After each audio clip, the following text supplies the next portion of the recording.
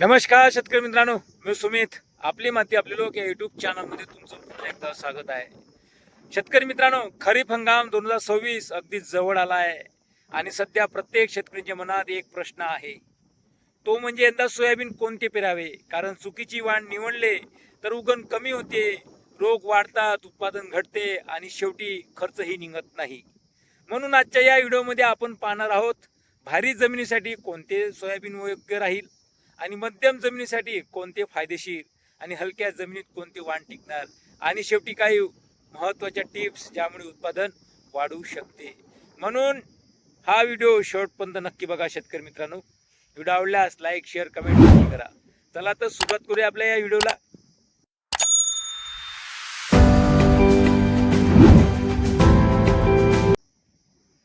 तर सर्वात अगोदर पाहूया शेतकरी मित्रांनो, आपण भारी जमीन कोणते वाण, भारी जमिनीमध्ये शेतकऱ्यांनी कोणते वाण पेरले पाहिजे.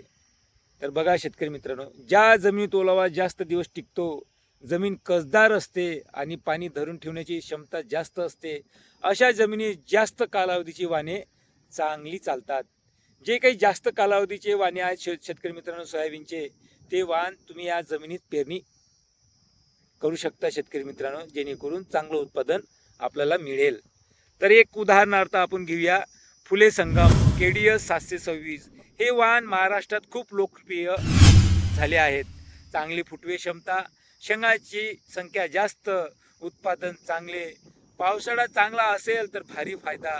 पण एक गोष्ट लक्षात ठेवा शेतकरी मित्रांनो, जर पाणी जास्त साचले तर पिवळेपणा येऊ शकतो. म्हणून निचऱ्याची व्यवस्था चांगली ठेवणे गरजेचे आहे. दुसरं वाण बघूया शेतकरी मित्रांनो, फुले किमया KDS 753. हे वाण देखील भारी जमिनीसाठी उत्तम पर्याय आहे.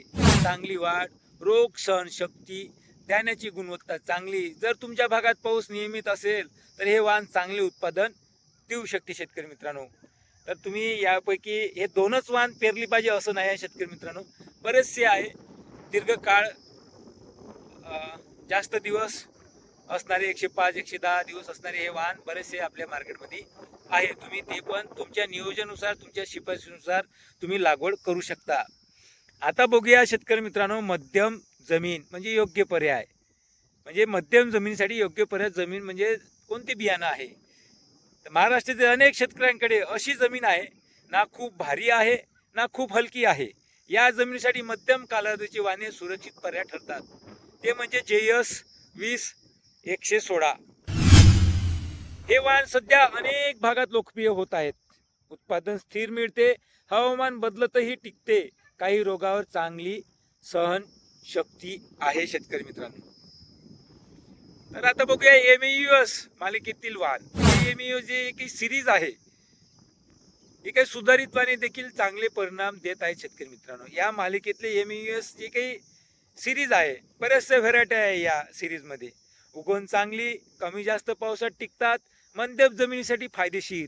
जर पावसाचा अंदाज अनिश्चित असेल तर मध्यम कालावधीची वाणे जास्त सुरक्षित राहतात शेतकरी मित्रांनो.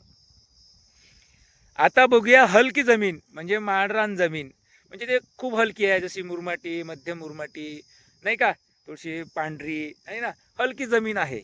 तर आता सर्वात महत्त्वाचा भाग म्हणजे हलकी किंवा माळरान जमीन म्हणू आपण त्याला. ही जमीन पटकन कोरडी पडते. जसं तुमच्या भागात मुरमाटी जमीन असेल, पाऊस आला पटकन कोरडी पडते. पांढरी माती पटकन कोरडी पडते नाही का, म्हणजे ओलावाच राहत नाही, टिकून राहत नाही, कमी टिकतो. म्हणून इथे कमी दिवसाच्या तयार होणारी वाणे निवडणे खूप महत्त्वाचे आहे. म्हणजे कमी दिवसाची म्हणजे 90 95 80 85 दिवसाची वाणे अशी निवडावी. साधारण 90 95 दिवसाची वाणे लवकर तयार होतात. म्हणजे JS 20-24 कमी कालावधी, कमी पावसात निभावते, लवकर पीक हातात येते. जर पावसाचा खंड पडला तरीही नुकसान कमी होते. म्हणून हलक्या जमिनीत उशिरा येणारी वाणे टाळा. म्हणजे हलक्या जी जमीन तुमची हलकी जमीन आहे त्याच्यात लॉंग पिरियडली वाणे पेरू नका. उशिरा येणारी वाणे पेरणी करू नये शेतकरी मित्रांनो. म्हणजे लवकर येणारी वाणे पेरा. आता महत्वाच्या टिप्स बघा शेतकरी मित्रांनो. बियाणे प्रक्रिया. आता आपण मध्यम भारी जमीन, मध्यम जमीन, हलकी जमीन मध्ये कोणकोणत्या व्हरायट्या पेरल्या पाहिजे त्या व्हरायट्याबद्दल आपण बघितलं. आता बियाणे प्रक्रिया बघा शेतकरी मित्रांनो, बघा फक्त बियाणे घेऊन पेरणी करू नका शेतकरी मित्रांनो. पेरणीपूर्वी बियाणे प्रक्रिया खूप महत्त्वाची आहे. बुरशीनाशक प्रक्रिया, रायझोम कल्चर, जैविक प्रक्रिया यामुळे उगवण चांगली होते आणि रोग कमी येतात. आणि उगवण चाचणी, घरचे बियाणे वापरत असाल तर आधी उगवण तपासा. 100 दाणे ओल्या म्हणजे ओल्या एक कट्टा घ्या, त्याच्यात ठेवा आणि 4-5 दिवस त्याच्यावर फ्रेश पाणी म्हणजे ताजं पाणी विहिरीचे शिपडा. आता उन्हाळा चालू आहे, टाकीतलं पाणी शिपडू नका आणि 4-5 दिवसानंतर ते काढा. आणि जर 70 ते 80 दाणे उगवले तर बियाणे 70 ते 80 दाणे उगवले तर काय समजायचं, बियाणे थोडं चांगलं आहे. तुमचे जर दाणे 90-95 जर दाणे चांगले उगवले ते पेरणीसाठी योग्य आहे. पण 80 दाणे जरी उगवले तरी तुम्ही लागवड करू शकता शेतकरी मित्रांनो, तुमच्या नियोजनावर म्हणजे तुमच्या रिक्सवर तुम्ही पेरणी करू शकता. काही शेतकरी मित्र 80 दाणे उगवले तर पेरणी करतात, पण मी तर म्हणणार 90 ते 95% घरचे बियाणे उगवलेच पाहिजे, तेव्हाच तुम्ही पेरणी करावी, अन्यथा पेरणी टाळावी शेतकरी मित्रांनो. आता शेतकरी मित्र आता घाई कुठे करतात, पेरणीत घाई करू नका. पहिला पाऊस पडला म्हणून लगेच पेरणी करू नका. जमिनीत पुरेशी ओलावा बसू द्या, कारण घाईतली पेरणीमुळे पुन्हा दुबार पेरणीची वेळ येऊ शकते.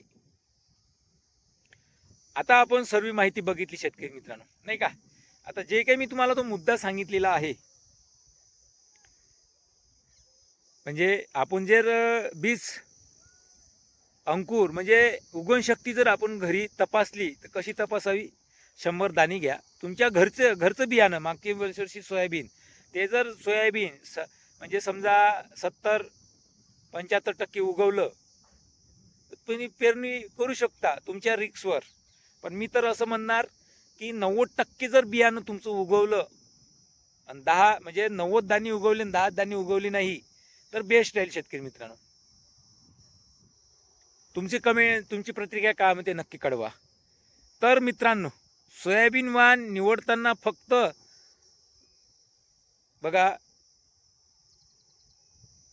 तुम्ही सोयाबीन वाण निवडता आणि दुकानात खरेदी करायला जाता, त्यांच्या सांगण्यावर जाऊ नका शेतकरी मित्रांनो.